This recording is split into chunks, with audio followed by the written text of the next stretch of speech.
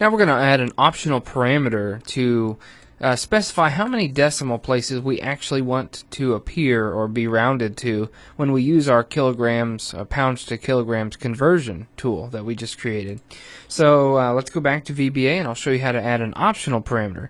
So by default, anything you put in a comma, any of these parameters in your function are required unless you use the word optional and then put the variable name. So we're going to put optional D places for decimal places, okay? And I'll just leave it as that. So now it's allowed to have this variable, it's allowed to not have this variable. It's okay either way. So now we're going to go ahead and put the information that we wanted here. So decimal places is optional. We'll leave this is the normal part of the function that we're going to leave in there. So here's how to find out if your optional variables or parameters in your function are missing or not. So there's a function called isMissing, and we're going to run that one to see if D places is blank or not. So if isMissing in open parentheses, and we'll say isMissing D places, then so if they didn't put a decimal place, we're actually just going to use the default kgrams. The final answer equals pounds times this. Otherwise, so if it's not missing, then we're going to round to that.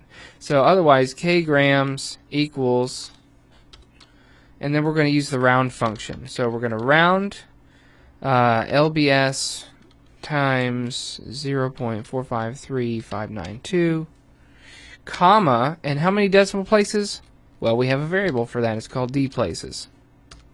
End if. So now we have a function that's going to go either way. So either you can have as many decimal places to use the round function to that many decimal places, or you just take the basic function. So right now we have no optional parameters in there. So if I go ahead and just, you know, it is what it is.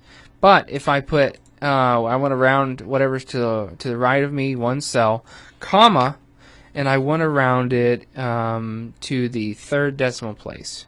So if I click it now, it uses the else, wherein it uses the round function to the third decimal place. So if I copy that down, you see that we now have 3 decimal places. And I can of course use the optional parameter to get you know, 1 decimal place if I want, and I'll copy that down. So now I have a really cool function to get pounds to kilograms and optionally put as many decimal places as I want. Of course, if that optional decimal place is missing, it will just take the default.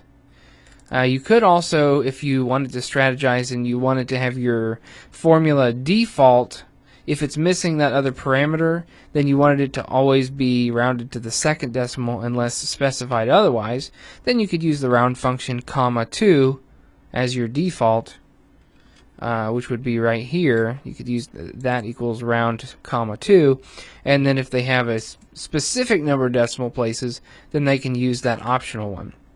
So if I didn't put the word optional in here, or if I didn't use the isMissing function and I left it out, it would give me an error. It would say, hey, you don't have all the parameters that you need.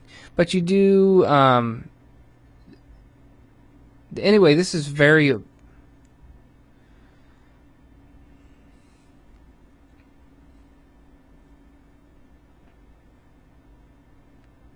And that's the basics on creating a user-defined function, also called UDF. Or we also just call them a custom function in Excel VBA. Very powerful, and we'll try to dig in a little deeper based on your questions in the forum.